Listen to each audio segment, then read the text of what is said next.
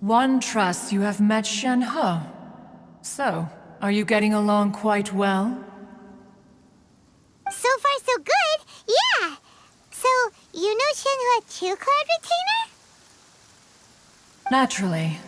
Save for Ganyu, who spends the majority of her time in Liyue Harbor. All the Adepti living today are acquainted with Shen-He to some degree. Cool! So, what's her Adeptus name anyway? Calling her Shen-He feels kind of friendly, but also kind of disrespectful. So Paimon's thinking maybe it'd be better if we called her by her Adeptus name instead. Her Adeptus name? Why, pray tell, would Shen-He have an Adeptus name? Don't all Adepti have a special title they go by? On this latter point, you are correct. However, Shen-He is human. Oh, right. Wait, what? What? You knew already? So is Paimon the only one who didn't know? Do you mean to say that she presents differently from ordinary human beings? Well, to start with, her problem-solving methods are extremely direct. Ah, yes. She was like this all those years ago when one first met her. In this respect, she has not changed. One first found Shen-He by chance in a cave. One was passing by and sensed the presence of a god's remains. Being of an ever-vigilant disposition, one entered immediately to inspect the scene. Inside was Shen-He, then aged around 6 years old. In her hand, she held a dagger with which she was confronting a monster that was the god's remains incarnate. That sounds so dangerous. When one arrived, she had already been locked in confrontation with this monster for several days. Most mortal children are fragile, both physically and mentally, and are highly reliant on their parents for survival, but not so her. That she was able to endure such terrible danger was due not only to her strong willpower, but also to the bloodlust and homicidal instinct with which she was born. One dealt with the monster, yet she still refused to lower her guard. She even pointed her dagger in one's direction and remained ready to strike. Only after she was satisfied that one had no intention to cause her harm did she finally relent. She then passed out without uttering a single word. In other words, if you hadn't passed by that day, Shen-He might have... Not necessarily. Upon one's arrival, one could sense that the god's wrath was gradually receding. Even had the stalemate continued, one suspects that Shen-He may have still emerged the victor of the confrontation. That's still so dangerous, though. Why was a tiny little kid battling against the wrath of a god in the first place? Alas, the mortal world is rife with suffering of every kind. And she had experienced her fair share of this, even at a tender age. Seeing that she was homeless, one decided to adopt her. Indeed, it is one to whom she refers. Shen-He has an extraordinary constitution, making her well adapted to practicing the Adepti arts. All the Adepti cherished her talents, and so we were willing to train her. However, her homicidal urges did not subside with age. Rather, they grew stronger day by day. Mooncarver once performed a divination for her. He declared that her fate is to bear the curse of calamity. Consumed by malevolent energy, she is prone to bring harm to those around her. Such is the magnitude of the danger this poses, that her soul must be bound with red ropes to keep her homicidal instinct at bay. The red ropes have indeed served to keep her calmer and more content. They also seem to have rendered her somewhat inexpressive. Perhaps the red ropes are so powerful that they have suppressed some of her other emotions as well.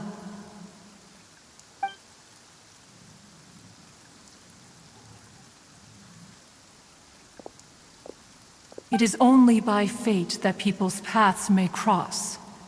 Now that Shenhe's path has crossed with yours, please be sure to treasure the gift that fate has given you, and take good care of her. Oh, now Paimon gets it. You came out here to check up on Shenhe because you were worried about her, didn't you? Huh. You dare draw such a facile conclusion on the nature of one's present excursion? Incorrect. The truth is that while Liyue Harbor may seem peaceful today, danger is always lurking in the shadows. Ningguang once made a bold assertion that this is to be the era of the contract between Liyue and the humans. Well, one is most curious to observe how she will respond to the coming storm. If she handles it admirably, one is willing to be a witness to her achievements. But if she does not, the Adepti shall not hesitate to seize control. Let us conclude our conversation here for today. One has occupied enough of your time, and night is approaching. Be sure to get ample rest.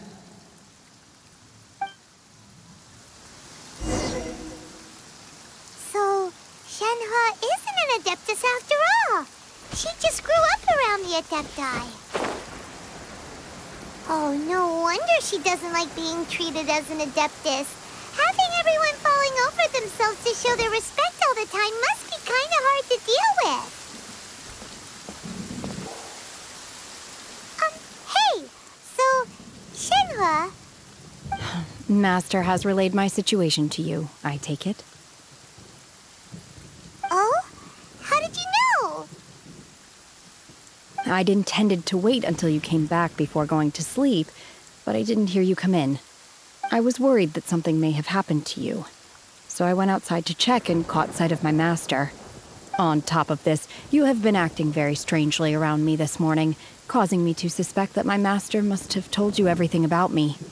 After all, Master is... very talkative. Sorry, Shenhe. Paimon had you down as an Adeptus this whole time, but it turns out Paimon was wrong. It's okay. I don't mind. The fault is mine for not explaining everything to you sooner, because in my experience, trying to explain is a futile pursuit. Still, though you mistook me for an Adeptus, you never treated me as distant and unapproachable. Instead, you treated me as you would a friend. For this, I am very grateful indeed. To be fair, we've met our fair share of real Adepti, too. Anyway, now it's settled. From now on, you're our friend. Whether you're an Adeptus or a human isn't the important thing. First and foremost, we're just plain old friends. Got it. Although I don't know quite what it entails in terms of what I have to do, I must say I like the title friend very much indeed. Great! Well, now that we're all rested up, we should start searching for the other 2 items on the list. But before we do that, let's go to the building site and ask Ningguang's little helper how the progress is going. After all, Sunset Vermilionite is so rare. Paimon doubts many competitors will really be able to find any. If it turns out some of them have given up already, we'll be able to take things a little more slowly. Oh, and another thing. We bought some grilled chicken drumsticks on the way back last night. There was a place just outside. Here's one for you, Shenhe. Try it! They're so good. I concur. It has a rich flavor, far more agreeable than those I've cooked for myself in the wilderness in the past.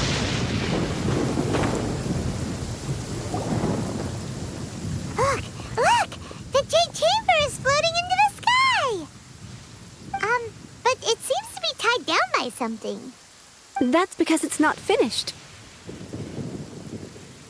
Hey, Byron! And hey! People Paimon doesn't know? Given the enormous scale of the Jade Chamber, we split the construction work into 2 phases to make sure the structure remains balanced. Before we find some suitable plastrite, we build the Jade Chamber's keel at ground level. Once the plastrite is ready, we place it into the keel and let the partially constructed Jade Chamber rise up to the height of the surrounding mountain peaks. The remainder of the construction work is then carried out at that altitude.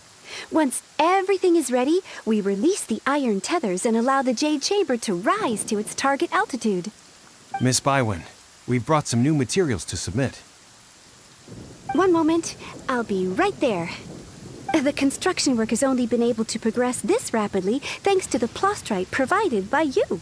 Lady Ningguang is most grateful and looks forward to seeing more of your work.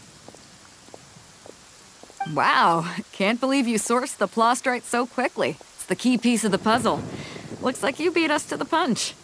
Wait, I know you. You're the one who fought against the Vatuian Osile, right? Oh, sure enough, your reputation precedes you. Pleased to meet you. I'm Beto, captain of the Crux. Beto? Are you here to join the Jade Chamber contest too? Sure am. I happened to get my hands on a chunk of sunset vermilionite on a voyage a while back, so I figured I'd bring it over. Huh. So even though it's rare, we're not the only ones who managed to get a hold of it. Oh, I've got some introductions to do. This is the renowned Miss Yun, or Yunjin, probably the most famous figure in the Liyue opera scene. Greetings. These two are Paimon and the Traveler. I'm sure you've heard of them before. And this is... sorry, I'm not sure we've met. Shenhe. I am their friend. Good to meet you. Well, from today on, I guess all of us are friends. Miss Yun is also here for the contest. Turns out she needed to borrow a boat, so we came together. It's an honor to finally meet you both. I've heard much about you. Miss Shenhe, though we are only meeting for the first time, I have a feeling that we will get along very well indeed. To be honest with you all, I am in great need of this opportunity to ask Lady Ningguang a question. That's why I joined the contest. Thanks to my father's connections, I was able to acquire a specimen of the plastrite required. Fortunately, it was approved for submission, despite being a little on the diminutive side. Wow. So it looks like the 3 of us are competitors now. Excuse me for prying, Miss Shenhe, but are you competing as well? No, I don't have any questions for Ningguang. I just wanted to help him win. In that case, I have a proposal to make. Lady Ningguang said that the first 3 contestants to procure all 3 materials will be awarded the chance to ask a question. Well, there are 3 teams here. We can split the prize between us. Instead of competing against each other, we could work together to secure the top 3 places between us. What do you think? Sounds great, but how does it change things exactly? I think I see where you're going with this, Miss Yun. The plastrite was the most difficult item to source by a long shot. Luckily, all 3 of us managed to get our hands on it. The 2 remaining items aren't quite so rare, so as long as one of us finds a way to source it, the other 2 can hop on the bandwagon. How'd I do? Is that what you had in mind? Precisely. Huh. Interesting approach. Okay then. All right, I'll go first. I have some leads on these wonder cores. From what I've heard, the core itself is really not that difficult to make. The hard part is getting hold of the ore used as raw materials. I'm gonna head back to the ship and ask Suling if he's heard of them. You guys... We will head into town and seek advice from Master Zhang of Hanfeng's Ironmongers. Thoughts? Wonderful. We'll split into teams then, and whoever makes progress first brings all of us a step closer to victory. I'm gonna take off. See you later. Okay, let's go! By the way, what question are you gonna ask Ningguang, Yunjin? I'm looking for a venue to host the performance of our new opera. Lady Ningguang has excellent judgment, so I would like to hear her opinion. Ooh, what's the opera called? Paimon wants to go see it. The opera is a labor of love by my father. He wrote it based on a popular urban legend about an evil spirit and an adeptus. It's called The Divine Damsel of Devastation.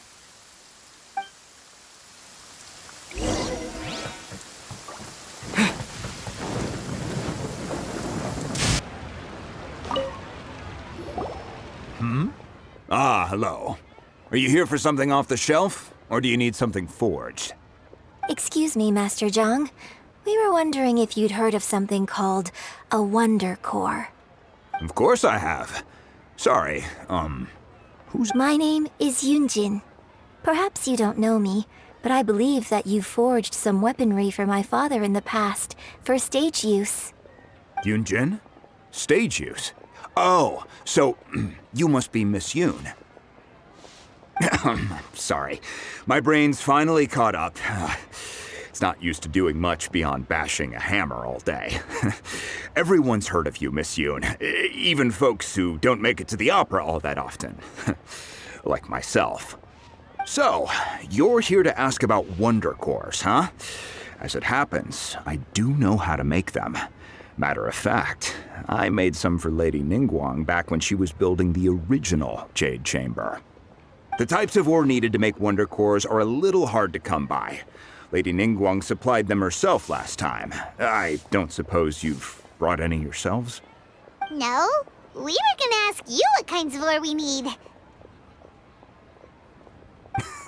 Sure. Well, you'll need two kinds. Star Splinter Iron and Subrosium. If I remember correctly, Lady Ningguang sourced her Star Splinter Iron from the Mount Tianheng area.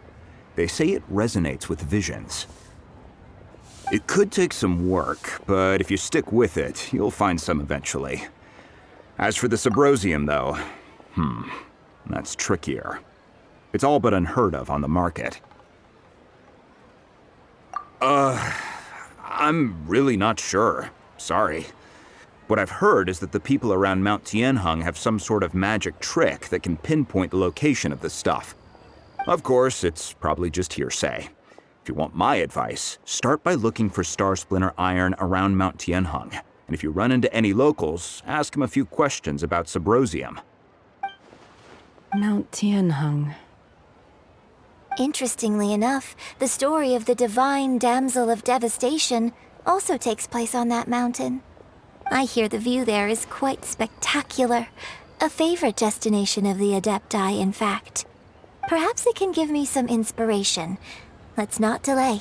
We should head straight there.